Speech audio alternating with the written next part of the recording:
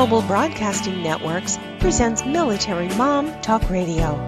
We know behind every strong soldier, sailor, airman, and Marine is the family supporting them. With over 200 episodes in 17 countries, over 5 seasons, with 3 million monthly listeners, we are Radio Strong.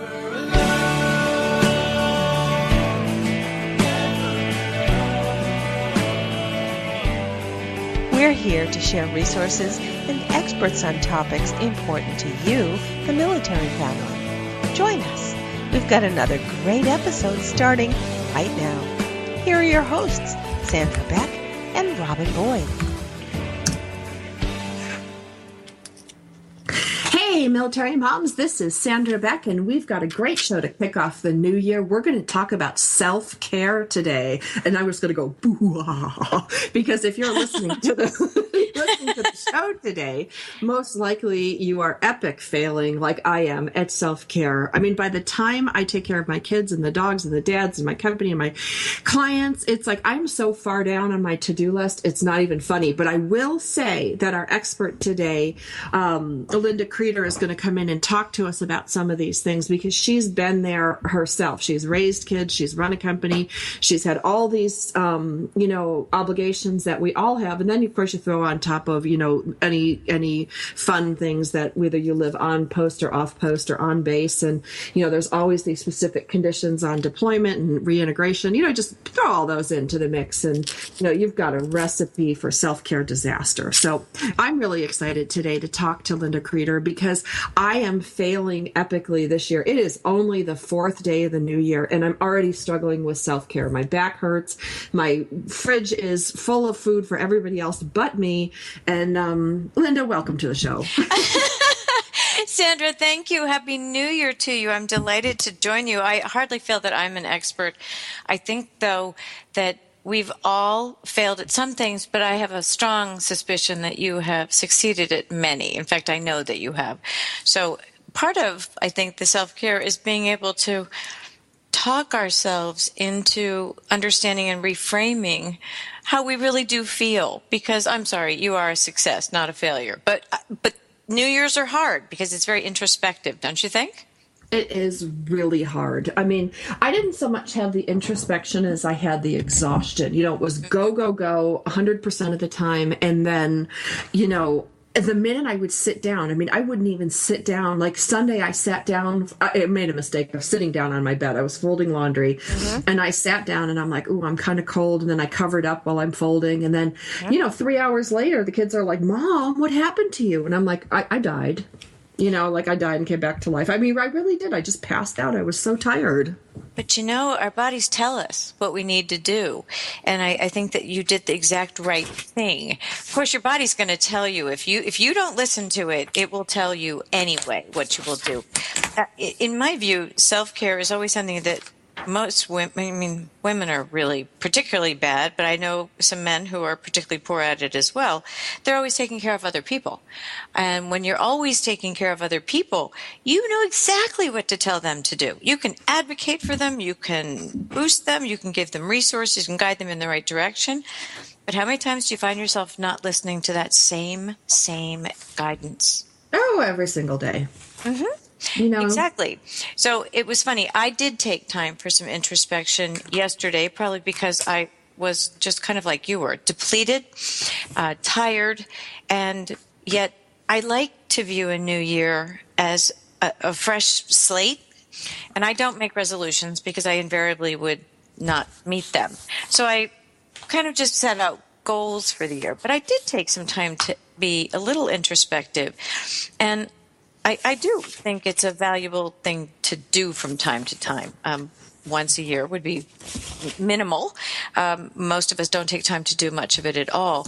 But all I could think of was, what are the things, and I'm going to write these down as I did it, what are the things that soothe you? We're always so worried about our kids being soothed, other people being happy and contented and fed, as you just said, and all of those things. But if your back hurts, your head aches, you pass out when you're folding the laundry, you curl up in a ball, then we need to change some things, and I think you know that. I have a friend who's, I don't ascribe to this before I say this, but he had a dad who would wake him up every day and say, "Wake up, good morning, another day in which to excel." Now that just tires me out just hearing it. Oh yeah, that's how do you react to that? Pillow to the face. That's like boom. Okay. Get out of here. That's a face plant back into the pillow. But if you view it a little bit differently and don't try to and apply the pressure that comes there, if you can just figure out a couple of things that you might try in this first week and achieve them, intentionally choose that I'm only going to check my email 2 times in the morning and 2 times at night. Versus reacting to everything. Have you ever done that? Oh yeah. And and what I did, I do make resolutions. I'm sorry. I know everybody's like, don't make resolutions. It just sets yourself up for failure. It's like, if I don't make what do you call it? If I don't make New Year's resolutions, I'm not going to make any, and I'm just going to stay where I am. So at least I'm facing something, whether, I succeed at it or not. But I took all social media off my phone. I took Facebook, really? I took Twitter, I took LinkedIn, because I thought, why do I need these at the gym? Why do I need them at soccer practice? They're just a distraction. And there's nothing on my social media that is so urgent that I must respond, immediately. Like, why can't it be, and I put in my schedule, I have like this to-do thing where Mondays I do certain things, Tuesdays I do certain things, and I put all of my social media on a Monday and a Friday. So Mondays I can check, for the weekend stuff, and then Fridays I can check for the work week, because I didn't want to be slave to it after hours. And if I have time at work to check it and do, because I do use social media for my work. So it made it complicated, because when I would check my social media and I want to talk about friend stuff or look at kids and things like that, invariably, because my social media is tied work and professional, correct, I would get sucked in. Like, it's my own inability to say no.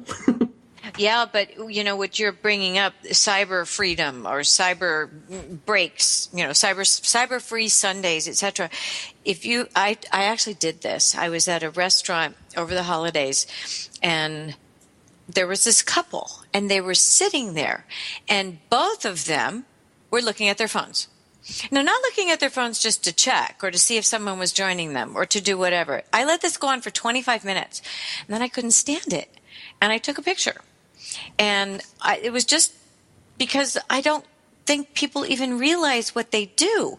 Now, I don't know these people, and they probably wouldn't like me taking their picture, but it was terrible, because as you looked around the restaurant, everyone had phones out. So there is one little trick that I always felt worked for me, and I'll give you that little piece. So this is the only part of this program where I'm an expert. I don't like being a slave to the phones, and we all can find ourselves opening the phone 12, 13, 14 times at all hours of the day and night. As you said, it's not just social media. You'll check your email. I mean, it gets crazy. But if you go out and you truly want to focus on the people that you're with, you just load your phones in a pile on the table, and the first person that reaches for their phone pays the bill. Wow. It works. I bet it does. It works. And it drives people crazy. You see hands reach and then they pull back. So I've watched this at when people are watching football games and sports bars. I've watched it at other places.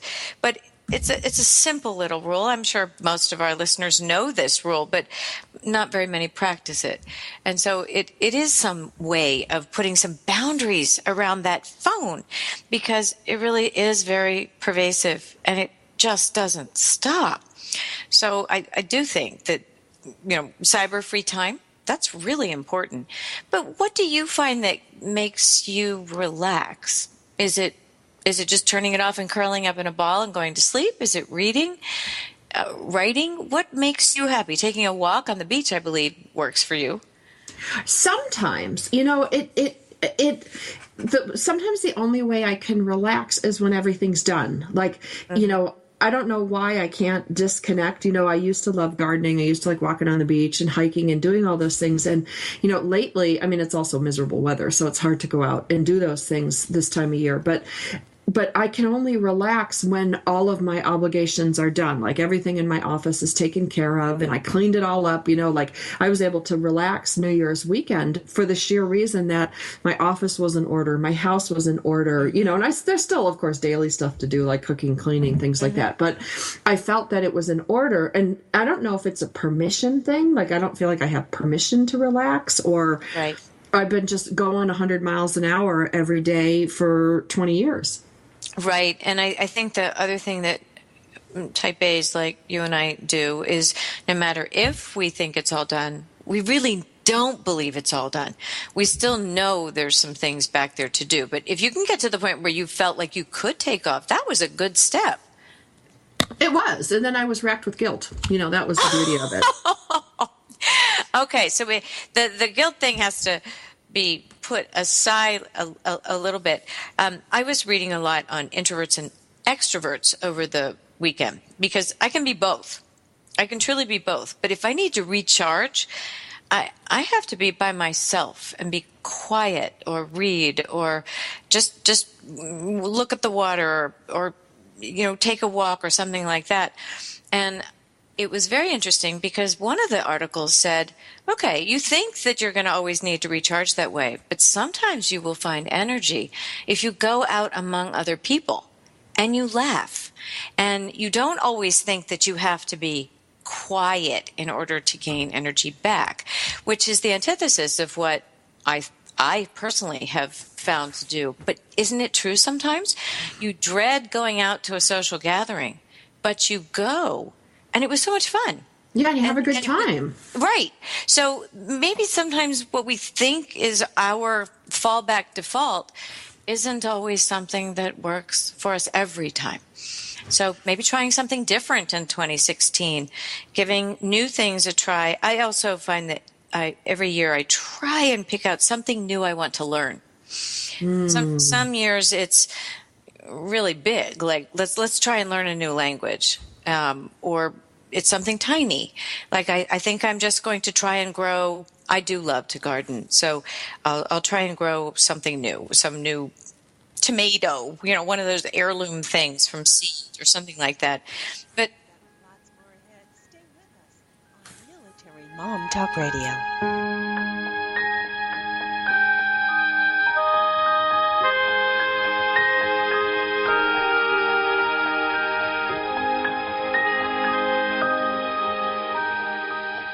In today's business world, a helping hand or idea that doesn't come with an invoice is a treasured find. And if that happens to you, then you need to pay it forward to keep other entrepreneurs from making mistakes or getting a raw deal. It's called Paying It Forward with Josephine Gerasi, Wednesday mornings at 9 a.m. Central. Josephine is going to have the guests describe their accomplishments, the lessons they've learned, both good and bad, and then sharing those pieces of knowledge as we create a movement of paying it forward. For more information about Josephine, her business, and background, you can go to mymomknowsbest.com. Josephine Gerasi has always been a problem solver. She saw this need and has turned it into a movement. It's Paying It Forward, with tips, tools, and advice and hard lessons learned. These pieces of knowledge can make a huge difference for you, your business, and others. So join us for Paying It Forward with Josephine Gerasi, Wednesday mornings at 10 a.m., 9 a.m. Central on TogiNet.com. LinkedIn. It's a great tool and a great way to do business in today's social media driven world. And Carol McManus is the LinkedIn Lady with the LinkedIn Lady Show, Tuesday and Wednesday afternoons at 4 p.m. Eastern on allbusinessradionetwork.com. The LinkedIn Lady Show is designed to inform, inspire, and educate businesses. Every social media site has a specific demographic, personality, and purpose. And the LinkedIn Lady will interview a variety of guests, such as business owners who can showcase their business and talk about how they use social media, such as Facebook, Twitter, YouTube, Google+, Pinterest, and of course, LinkedIn. For more on Carol and the show, check out her website, LinkedInLady.com. As trends change and new applications become available, the LinkedIn Lady Show will bring that information to you in an easy-to-use, fun, and engaging way. Every Tuesday and Wednesday afternoons at 4 p.m. Eastern, it's the LinkedIn Lady Show with Carol McManus on allbusinessradionetwork.com.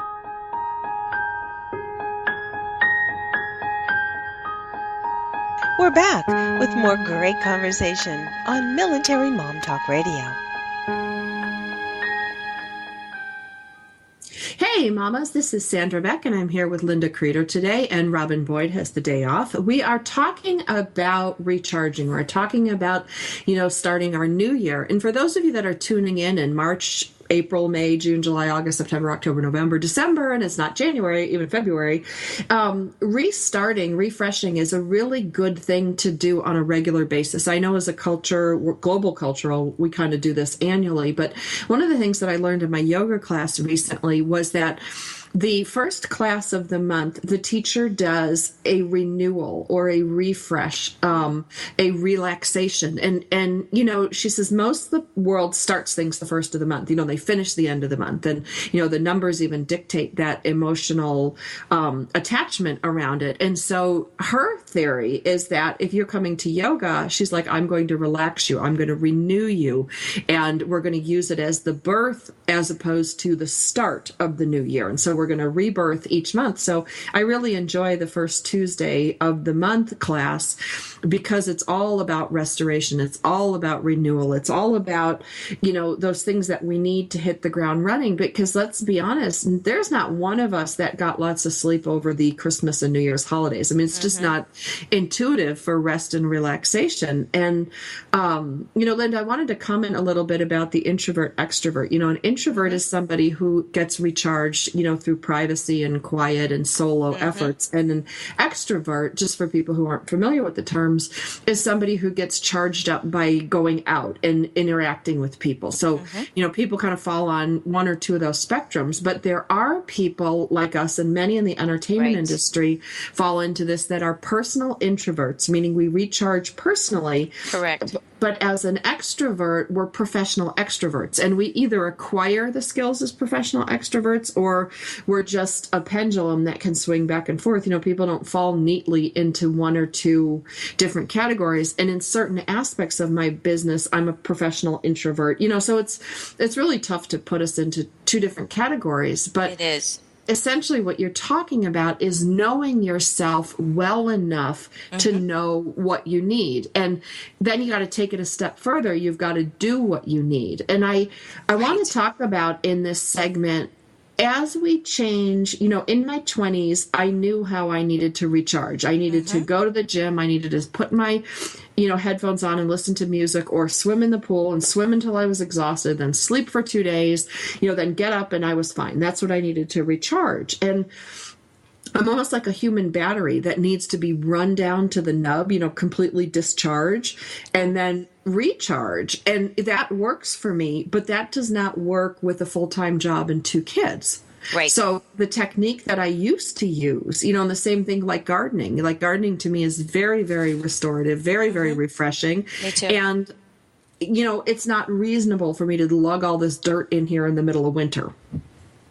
No, so you have to find other things that will make you go. And I think your point is really well taken about what it doesn't stay static, what helps you. You change based on circumstances, children, time, demands about you, work, all sorts of things, even how you feel.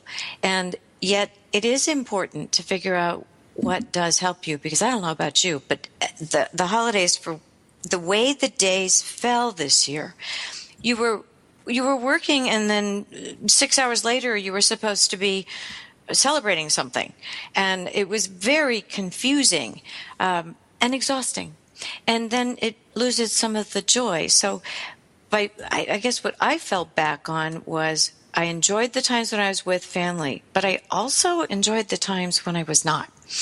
And I personally need a little bit of both. I'm an ambivert, as you said, we don't fall into one camp or the other, but we do what we need to do to get there. But I think it does change over time.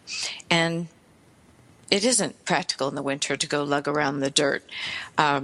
I was just grateful to put away all of the holiday trappings because things were just bugging me by the time they ended. But I don't know, here on the East Coast, we had so much rain that all the outdoor lights, by the end, you can put up 11 or 12 strands of lights and you were left with one.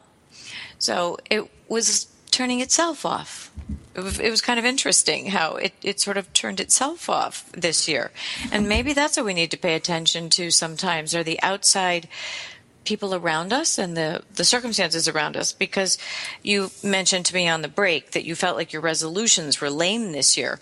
I don't know that there is such a thing as a lame resolution. I call them goals, you call them resolutions. But I think if we even consider our needs at all, it's pretty miraculous, because we're so busy all the time. And that's America's way right now, is busyness takes the place of thoughtfulness sometimes. So one of mine is that I don't want to let busyness get in the way of some of the thoughtful things. So I'll give you an example. A very good college friend of mine has a birthday on the 3rd of January, yesterday. And I always think about calling, but maybe I don't feel like talking, or maybe I don't feel like doing, but I did. And it was wonderful. It was a surprise. It was fun. It was restoring to both of us. And it took so little effort. And I think that's what I realized is I'm hoping this year that I act upon those sorts of thoughts. That if I feel like someone needs me for some reason, intuition or just a thought, I'm going to pick up the phone and I'm going to do it, because it helps me. Does that make any sense? It does. It does. Well, that, brings me in alignment with like my New Year's resolutions this year were so lame. I mean, they were, usually they're like, quite dynamic. They're like, I'm going to write a book. I'm going to form this. I'm going to do that. I'm going to make this company. I'm going to, do this charity.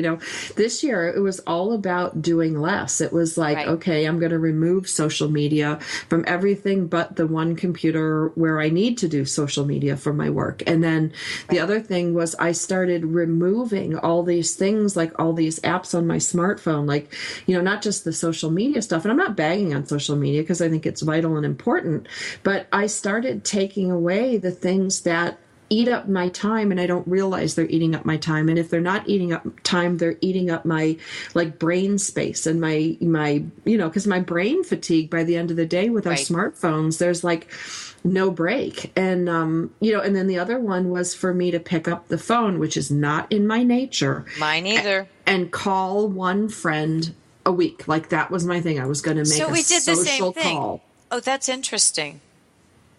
Because I'm not a social call person. No, I'm not either. But it made such a difference to both of us. I think we both left the phone last night with a boost, which is kind of interesting. So I don't think those are lame.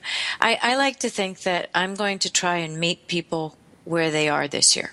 If someone is in a certain place, I'm going to try and meet them where they are. And I'm not going to change where I am.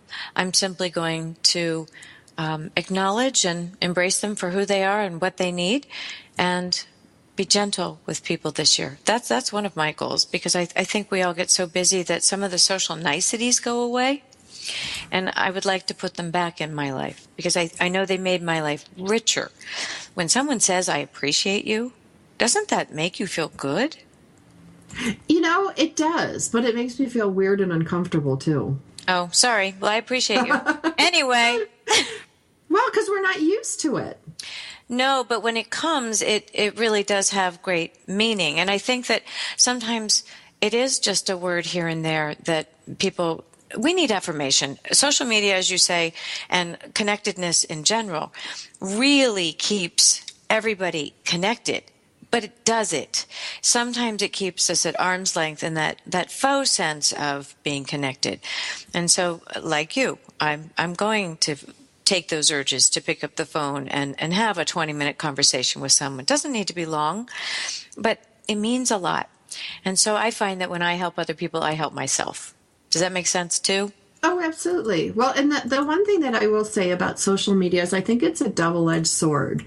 And I found this out because, I went over the holidays. I had, dinner with some friends that I hadn't seen in a while. And the perception of my life based on what they saw on social media was really unfair. They were like, wow, you're really. And I'm like, crawling into the new year thinking I'm so exhausted. And I thought about like the perception they had of me. And then I was looking at because I didn't get to go away this holiday with my kids. I didn't get to see my kids that much because they were with their dad. It was his time this year with them. So, I was kind of on my own and, the reality was the one photo that I put up was the one day that I saw my kids for a whole day, and we had a great day. But by and large, the 2 weeks sucked because my kids weren't home with me. And I like to be with my kids. I actually enjoy them, and we do a lot of fun things. Right. So the perception that I put out unwittingly to social media was that I had this rockin' amazing, 2 weeks holiday when it was really only one little perfect moment. And then I started looking at other people's holidays, and they're going to Aspen, and they're going to Vail, and they're going to Montana, and they're going to Las Vegas, and they're going to New York for New Year's. And I'm sitting home, reading by the fireplace. I felt really lousy. But see, you're bringing up that dark side of social media, because who's going to post the bad stuff? They post the good stuff. And so it puts a false perception out, as you say, of what or where you are and what you're doing. And I've had many friends say to me, if I wasn't more secure, I would be very concerned about some of the things that my friends post or whatever. We've all felt it. How about the ones with the vacations that maybe a decade ago you would have been asked over for a dinner party and, hey, look at my photographs. Well, not anymore. They'll post 4 or 5 times a day on Facebook if you're watching. And you can start to feel like you're missing out. Right, or less than. Like, that was the one thing that, I felt like, I was like missing out, and everybody's having this great holiday season, and, we've got couples that are celebrating, and I'm happy for them to be married and celebrated, but when you're single at the holidays, it's difficult. It's, I want to be happy for everybody, but I'm like, oh, good for you. 25 years, good for you. 12 years. It's like you lasted longer than my vacuum. Try not to go there. But, I want to talk a little bit more about this when we come back after the break, because I think it's good to remind us all that, those people that are all smiling on New Year's Eve at, Times Square are actually standing like, in a urine-soaked street with, 5,000 people crushed around them. Some of them smell bad, and there's weirdos and pedophiles and happy people and drunk people. So it's not all that is cracked up to be. When we come back from the break, we're going to talk more about perception. Excellent. We've got lots more ahead. Stay with us on Military Mom Talk Radio.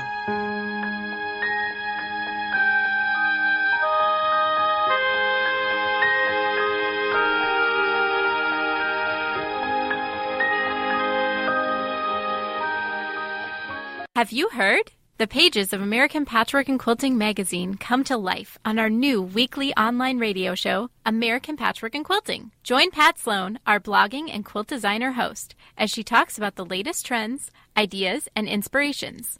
Her guests include quilt pattern designers, authors, quilt shop owners, and our editors, all quilters, just like you. Call in with your questions. Get quilting tips from industry experts. Learn about free patterns. Hear behind-the-scenes stories from our magazines, American Patchwork and Quilting, Quilt Sampler, and Quilts and More. Get the scoop on free stuff and find out more about the best independent quilt shops in North America. To listen to a live show, tune in Monday at 4 p.m. Eastern. Just log on to allpeoplequilt.com/radio. To hear past shows, go to iTunes and search for American Patchwork and Quilting Radio. We hope you'll join us because we know that quilting changes everything. In today's business world, a helping hand or idea that doesn't come with an invoice is a treasured find. And if that happens to you, then you need to pay it forward to keep other entrepreneurs from making mistakes or getting a raw deal. It's called Paying It Forward with Josephine Gerasi, Wednesday mornings at 9 a.m. Central. Josephine is going to have the guests describe their accomplishments, the lessons they've learned, both good and bad, and then sharing those pieces of knowledge as we create a movement of paying it forward. For more information about Josephine, her business, and background, you can go to mymomknowsbest.com. Josephine Gerasi has always been a problem solver. She saw this need and has turned it into a movement. It's Paying It Forward with tips, tools, and advice and hard lessons learned. These pieces of knowledge can make a huge difference for you, your business, and others. So join us for Paying It Forward with Josephine Gerasi, Wednesday mornings at 10 a.m., 9 a.m. Central on TogiNet.com.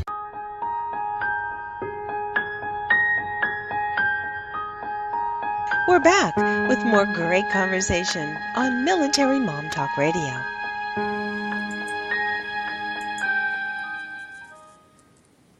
Hey, Hey, military moms, this is Sandra Beck, and I'm here with Linda Kreter, and Robin Boyd has the week off. We are talking today about social media and kind of how it makes us feel. And this is particular during the holidays. I can tell you, Linda, that there has been some really great moments for me on social media. Like when my mom passed away and I put her picture up. Right. I was thrilled with the people who posted beautiful messages for my mom, just saying like, oh my God, she's so beautiful, or oh, I'm so sorry. It was like a kind of a public condolence card. Correct. And so, I was really happy, with that. But I will say that, like if you're suffering or struggling, especially if you're like a single mom or you haven't met anybody and you're single during the holidays, singles during the holidays is really rough. I don't care who you are, whether you're widowed, divorced, or, just in between relationships or never been in a relationship. It's really hard because everything is coupled up. You look at look at New Year's and Valentine's Day. Everything is like, you get 2 tickets. You get 2 tickets for this, 2 tickets for that. Well, what if I'm a 1 ticket? That kind of sucks. And then look at the dinner table where there's one odd chair because there's one odd person. Yeah. Or like my favorite is when you sit down and they go, oh, is it just you? And then you kind of sit there going, yeah, it's just me. And then they come over and they're like, clack, clack, clack. Like, could they take could they take the silverware away any louder to make it sure? Now, I know nobody else cares because I never pay attention to that when it happens to other people. Right. But when it's you sitting there, you're like, just quickly take it away or just leave it there and I'll pretend. I'd rather be looked at as stood up than alone. Well, you're right, and the holidays make it more difficult whether you're going to an event that is normally a group event, like a social gathering at a friend's house, or if you even go to a church or a synagogue or just to something that is special, you do feel set apart a little bit, and you can choose to either embrace that and take that time for yourself, but that's hard to do sometimes.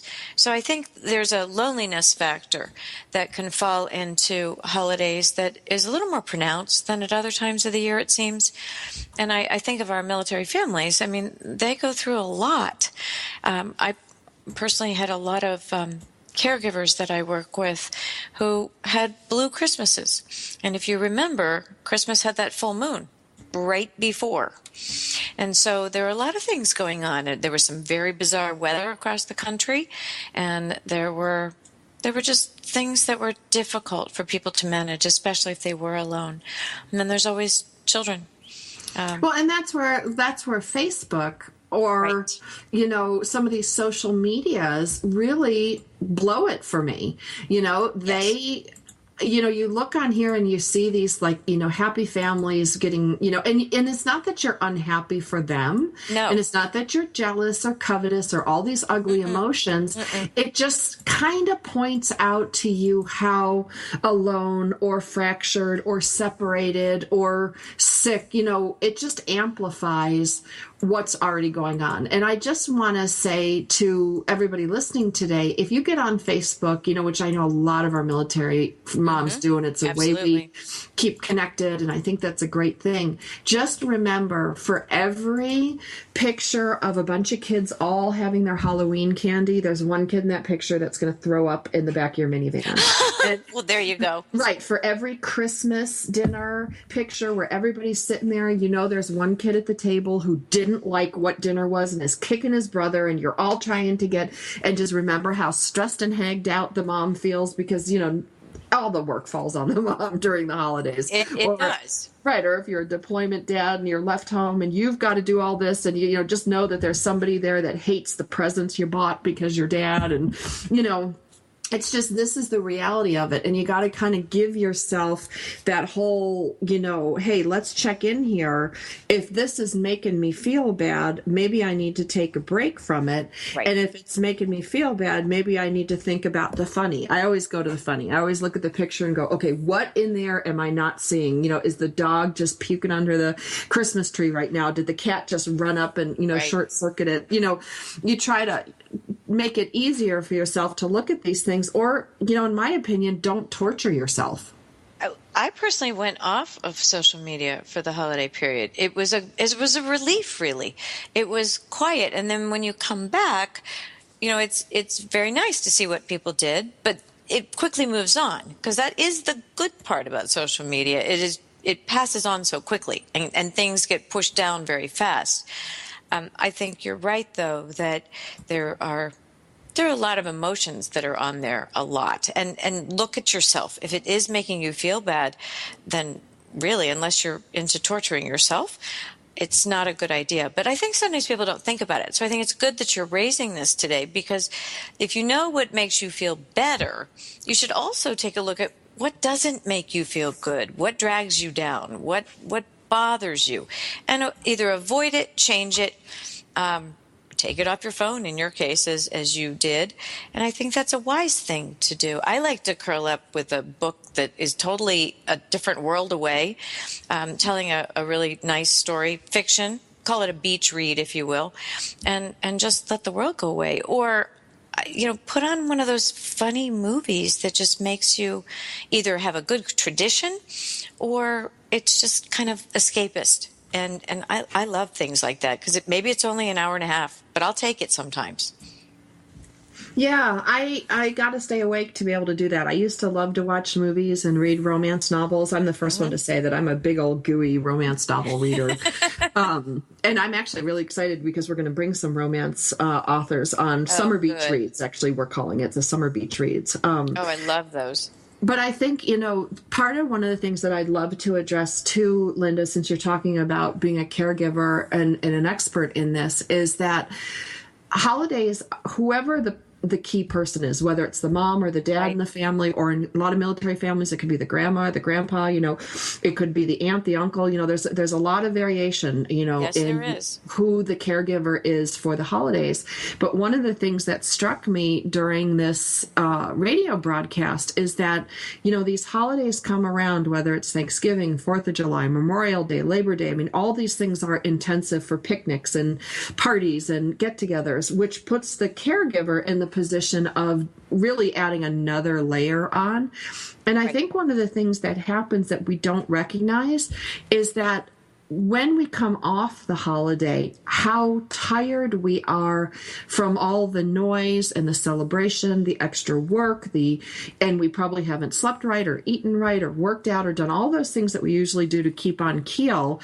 And so when you add that fatigue, plus everybody's smiling faces on, YouTube and Twitter and, LinkedIn and Facebook, you kind of have a recipe for disaster. Because if we hadn't done this show today, I don't think I would have identified as clearly how tired I was looking at everybody else's happy moments and feeling like, my internal resistance was down. Right. No, it's very important. And there are a lot of, we always tend to think with social media that everybody is that happy face all the time, but people don't post the unhappy things. And in fact, it is kind of interesting when you do post something happy, I need guidance on this, or this, if it's not terribly personal. You do get a lot of feedback because people are eager to help, but it's not common. It's simply not common. It's more event oriented, or here's a good shot. I know that I miss seeing my children. Neither of my children were home over the holidays, and it was a gap. There was a gap there. And of course you muster on and you do fine, because they're grown and they're wonderful and they're happy and they're healthy, and who could ask for more than that? But there are gaps in the holidays. And taking a look at caregivers, when you change into the holiday season, you're talking about a change in routine. A complete change in routine, which usually upsets the apple cart. Because if you've got a routine and you can manage that, it works in one way. That goes for if you have, say, a wounded warrior with PTSD.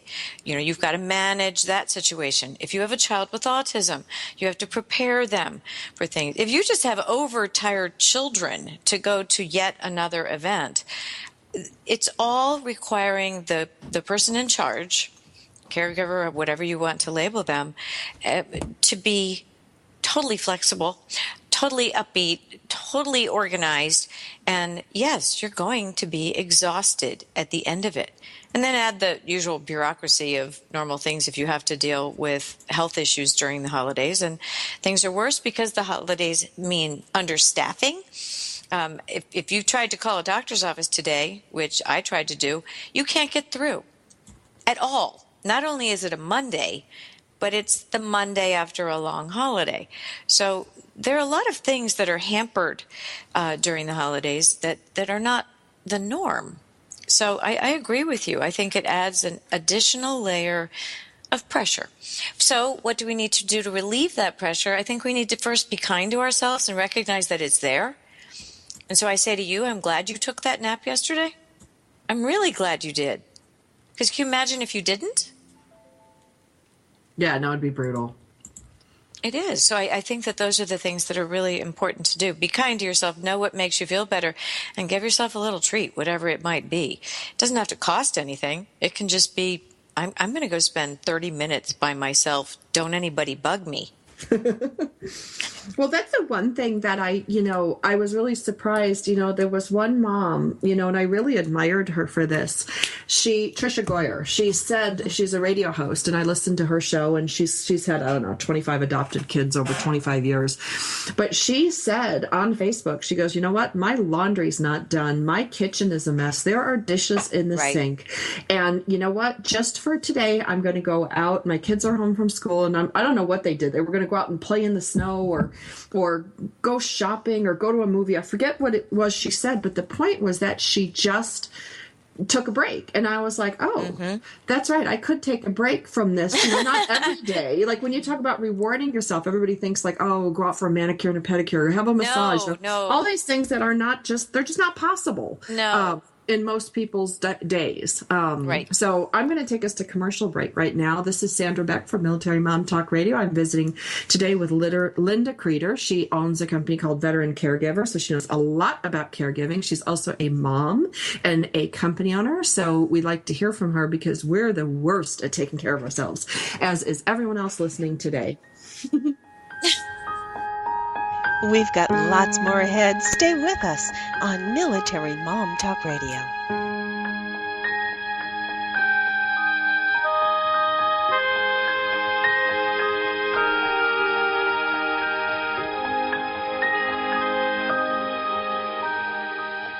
This is God in Country, the collision of faith and politics, hosted by nationally known speaker, Reverend Dr. Sean Michael Greener.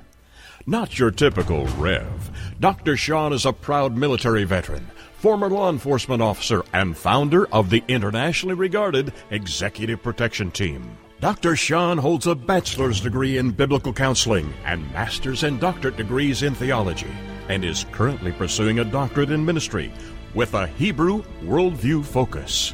Through his counseling, elite life coaching, and national speaking, this ninja pastor tells it like it is. This series is biblically and politically engaged with the pedal to the metal.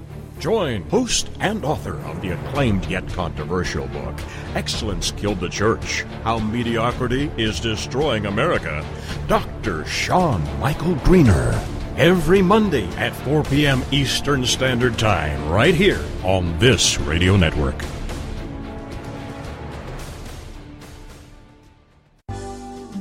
This is Uncommon Sense for Leaders, a forum for exploring leadership from the intellect, the heart, and the spirit.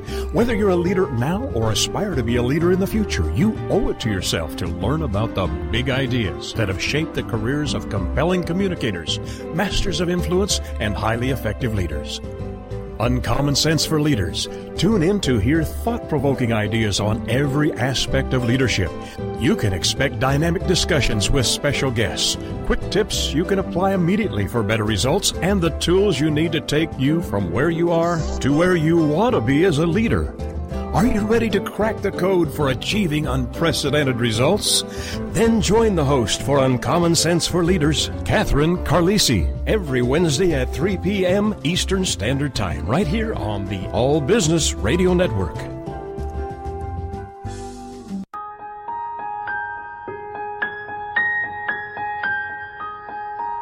We're back with more great conversation on Military Mom Talk Radio. Hey, military moms. This is Sandra Beck, and Robin Boyd has the day off. We are visiting with Linda Kreter, and we're talking about caregiving ourselves, taking care of ourselves, whatever you want to call it, because most of us, for the holiday seasons, no matter what the holiday is, it falls on the mom, and the preponderance of the work and the responsibility and the choices and the decisions and the cooking and the cleaning and the decorating and I'm already tired just saying it. But Linda, you put a video post up recently. I want to talk about that. Thank you. I put up a video post on veterancaregiver.com because it's so prevalent. We're talking about taking care of ourselves. I'm very knowledgeable about people telling caregivers to relax. It will help you.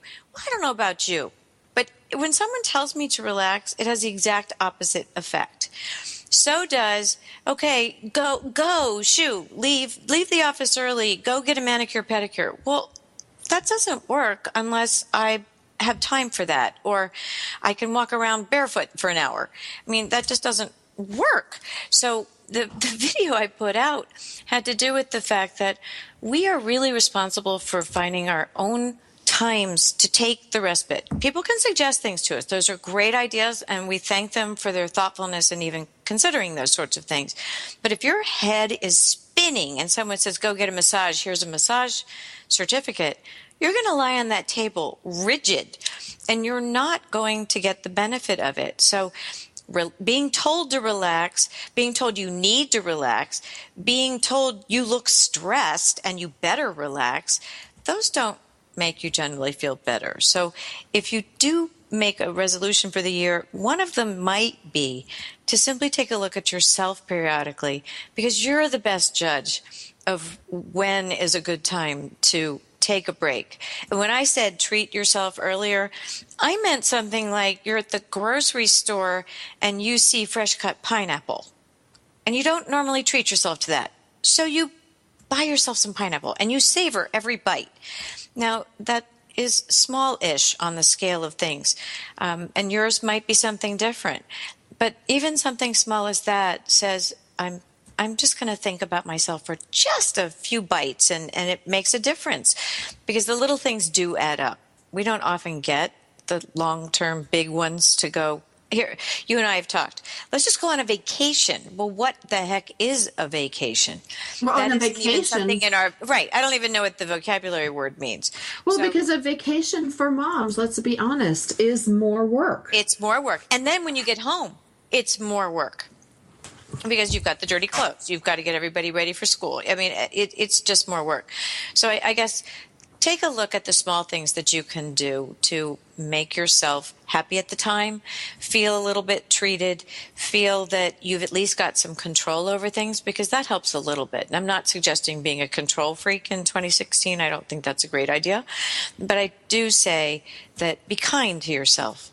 Let yourself know when you do feel overdone. And I'm learning to say to people, I'm really sorry. I wish I could get that done today, but I'm just not able to. I'll get back to you tomorrow. And those are little boundary settings that are small, but it helps, because then you don't carry the guilt that you were talking about earlier. Well, and I will tell you, when I put up right before Christmas, I was starting to get really crispy, and people were calling me to fix things, and I own a computer technology company, Linda. Right. So my stuff there's no precedent for it. It's not like I can look up a service manual and pick it up. This software was written yesterday and today it's failing, and people want to know why. And I'm like, well, I don't know why. And I can't so I put this thing up at the bottom of my email. And I think you've seen it. I've seen it. But I put, last checked, I am still human and haven't programmed my consciousness into my machine. So please be patient when it takes more than 17 seconds or 1 day to get back to you. ... Nothing but love. And it was my kind way, the kindest way I could come up with, rather than just screaming back off. But, I've had to do this with my kids, too, because, when everybody's coming at you, I'll tell you a funny story. When my my Toys for Tots event came up in December, and right, I have, in front of Christmas, right? Oh yeah, I mean I've got a lot of responsibility. I'm obligated for a minimum of 1,500 toys collected, so it's a lot of pressure. I have 7 different groups, town groups, from the Lions Club to the music program involved. I've got student volunteers, and they're 6th, 7th, and 8th grade. They're there to get their service hours. Then I've got student presenters. It's an enormous amount of work, right? It's a lot of work, and it's a lot of responsibility. And like 3/4 of the way through the event, my one son comes up because he left his phone charger home. Now he's 9, and he's got a cell phone because he goes back and forth to his dad's, but he plays games on it. But he was so upset that his phone charger was at home. He's like, Mom, I need you to go get the charger. I'm like, honey, I'm hosting an event with, he didn't care about the 500 people that showed up. He didn't care about the Marines in attendance and the awards I had to give out. He wanted that damn cord. And I looked at him just like I talked to him like any other person. I'm like, this is not the time to do this. I was really stern. He just looked at me and he goes, okay. And, the world didn't fall apart. He didn't get crushed because I said no to him. And I realized how many times I bend over backwards saying, sure, I can do that. Yes, I can do that, because they're my kids and I love my kids. And when my kids go to their dads, I miss them. When they come back, I want to spoil them. And then I feel guilty because of the divorce and, all those things come. Oh, yes. I get all that. I once had a very wise counselor say to me that here's a response to give to people when they're all pushing you. And it works. I've tried this before. When people are just harping on you, I just look at them and I say, I'm doing the best that I can and that I'm able. Are you? But now let me tell you the funny thing that's become family legend. I once said this to, I won't even name which child, one of my children. And I said, I'm doing the best I can. And the response came back, well, your best used to be better. Oh. That hurt. Yeah. So I know. Well, sometimes the truth hurts. She happened to be right. Oh, I let that out. Anyway, she was correct. But at the time, I was doing the best I could do. So I have gone more with, I'm doing the best I can. Are you? And so that kind of takes the pressure off of you and makes other people think, well, wait a minute, am I really doing the best I can? And I don't think that would have worked for your 9-year-old, but it might work for an adult. And I have seen it work for an adult where you really are trying to scramble to help them, but you simply can't get the answers from people who won't give you the answers in the big bureaucracy of the DOD or the VA. And you need to wait, and patience is really required. So again, I'm hoping that this year becomes a kindness of small things we do for ourselves, because those will add up and we'll feel a little calmer, I'm hoping, and able to roll with the punches a lot better. That's my goal. Well, I think the other thing, too, is to recognize that we do not have to be all things to all people. I think in situations where there's divorce or there's deployment or there's separation or there's illness, all these things as moms just ratchet up the guilt factor. Yes. And I think it's so unfair, but we do it to ourselves. It's not fair. Right. But that was the thing. It's like, I had to really acknowledge to myself going, you know what? This is my bad. Like, I did this to myself. It's not that the kids are, putting a million, things on me. They are.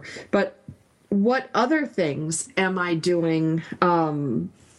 What other things am I doing to create these lovable little monsters, or, because you can create monsters in your staff too. I know with my company, when I first started my company, I wanted so much to ensure everything was correct that I created all these dependent little monsters on me. And then I was frustrated when they would come to me for every little thing. And then I realized, wow, this is all me, because I am the one who created the dependency. And so, I had to wean everybody off, and I was really honest with them, and I've been doing this with my kids too, saying, like, my little guy, he loves when I lay his clothes out, and then sometimes when it's cold, I put him in the dryer so I can, put him into warm clothes in the morning, because our house is always freezing. But I realized I set up something, and I changed a bunch of things this year. Right. Like, school just started today. So I said, you know what? It's a new year. So you can put your clothes in the dryer and warm them up. And I said, there's going to be new changes, because I think in a new year, it's easy to do changes. But I invite everybody, like when a kid has a birthday, what can you levy back onto the kid, or a New Year's, what can you levy back onto them? Because as moms, we can drive ourselves crazy trying to do so much, and then it becomes expected status quo. And we did that. We teach people how to treat us. We teach our kids what to expect. But you're doing them a favor by adding responsibility. You're teaching them to be good mates someday. You're teaching them to be independent. And I think independence is something that I don't see a lot in adults these days. There's a lot of dependence. It's always somebody else's fault. It's always somebody else's, thoughtlessness. And so I think that you're doing the right thing when you are, as you say, take a look and make these growth progressive steps, because stretching is when we all grow as an adult, but children grow too, and they really do step up when they're given age-appropriate things to do going forward. But that's a wonderful idea. Yeah, well, it was hard for me to implement some of these things, when it's just arbitrary. But when you say like, oh, it's a birthday, or it's New Year's, or hey, it's the first of the month, so we're going to do this way now. It gives a little more logic to the kids so they can understand better, and it alleviates you of the guilt going, okay, I can't sustain what I set up, so how do I start deconstructing where I can? And that's really one of the things that in my New Year's resolutions to do less, which sounds really funny, but I want everybody out there listening who is overburdened, overworked, overstretched, overspending, over everything to go, you know what? Your New Year's resolution can actually be a minus. Like, it can be a do less. It can be a, I don't want to do this anymore. And this is the first time, I've been walking this planet for over 40 years, that my to-do list or my New Year's resolution list was to do less. And that was really eye-opening. I think you made a good one. Thank you. All right. Well, Linda Kreter, thank you for being my guest today on Military Mom Talk Radio. Girls, we'll be back again next week with lots of helpful information on how to handle this new year. Thanks for spending time with us today on Military Mom Talk Radio. We've got more than 200 episodes available to you anytime on iTunes or at our website, militarymomtalkradio.com. Find us on Facebook or Twitter. We look forward to another great conversation